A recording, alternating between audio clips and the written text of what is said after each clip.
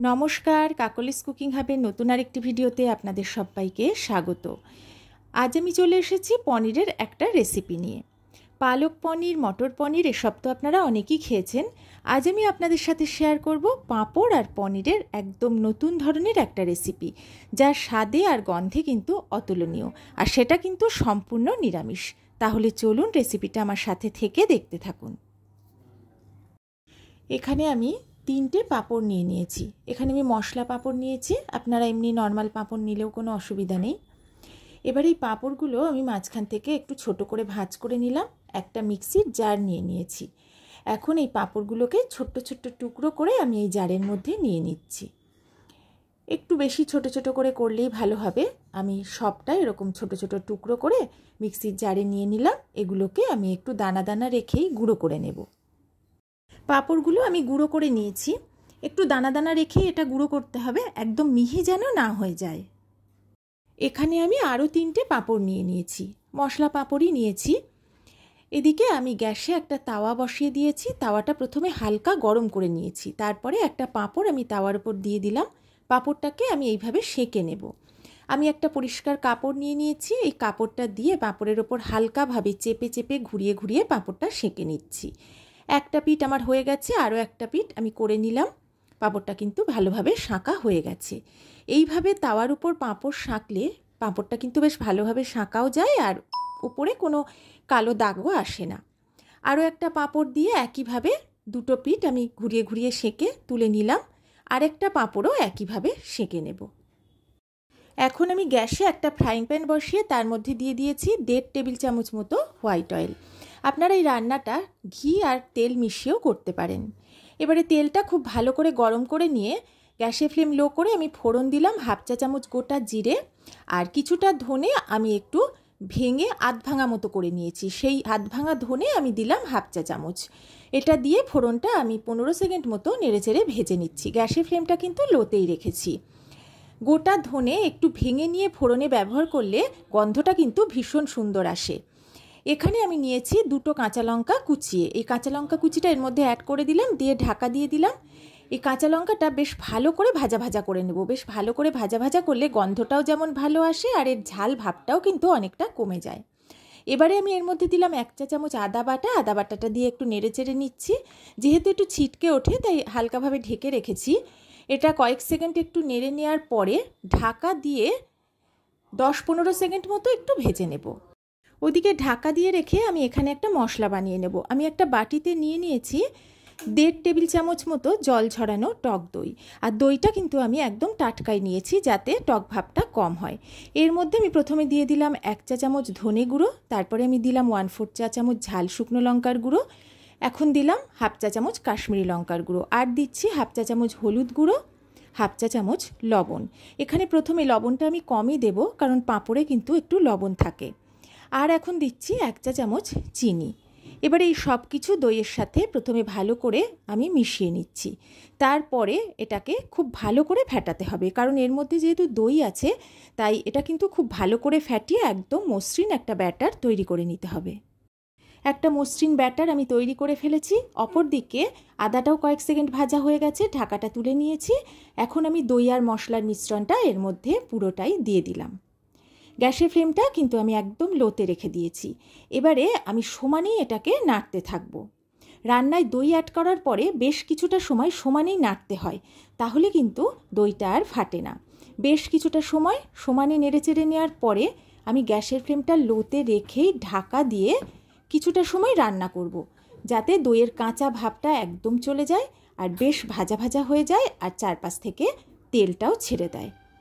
ঢাকাটা তুলে নিলাম। মশলাটা বেশ ভালোভাবেই কষানো হয়ে গেছে, তেলটাও ভেসে উঠেছে, আর দইয়ের কাঁচা ভাবটাও কিন্তু চলে গেছে। আমি আবারও একটু নেড়েচেড়ে নিলাম।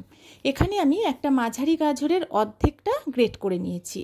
সেই গ্রেট করা গাজরের থেকে 1 টেবিল চামচ মতো গাজর আমি এই মশলার মধ্যে দিয়ে দিলাম।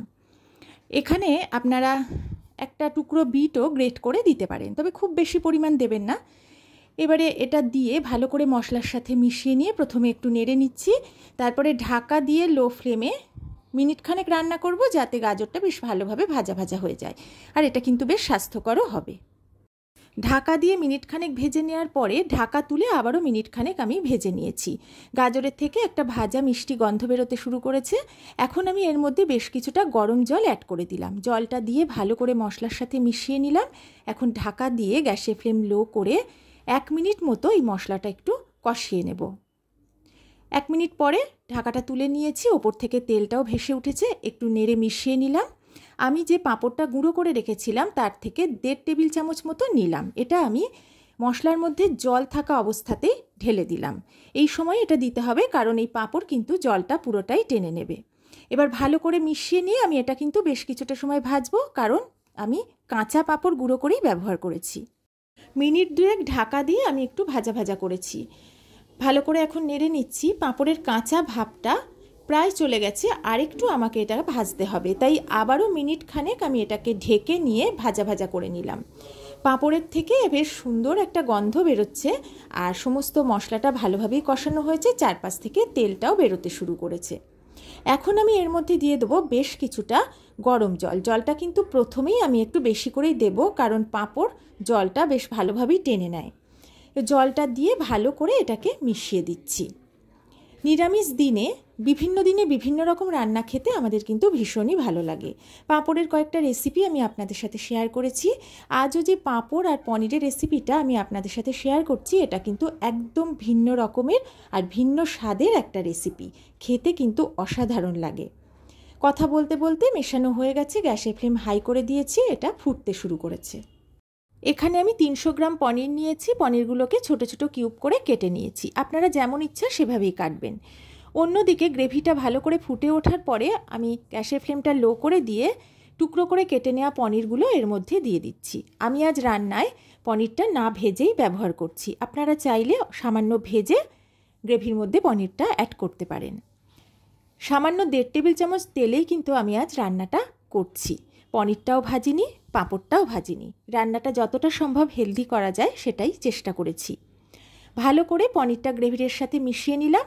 এখন গ্যাসের ফ্লেম লো করে ঢাকা দিয়ে আমি মিনিট খানেক এটাকে একটু ফুটতে দেব। আর খুব বেশিক্ষণ রান্না করার প্রয়োজন হবে না।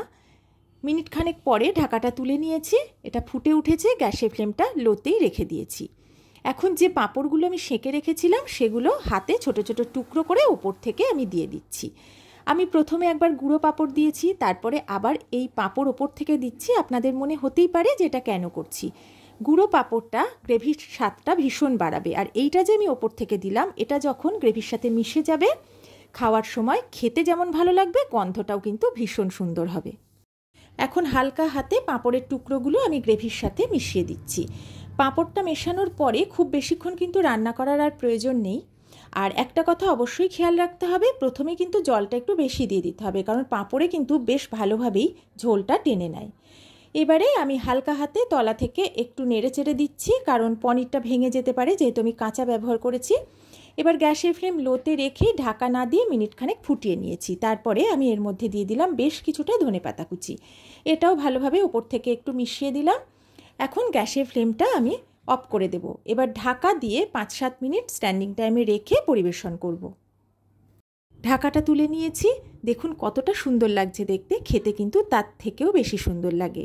রুটি পরোটার সাথে এটা যেমন খেতে ভীষণ ভালো লাগে, ভাতের সাথে খেতেও কিন্তু অসাধারণ লাগে।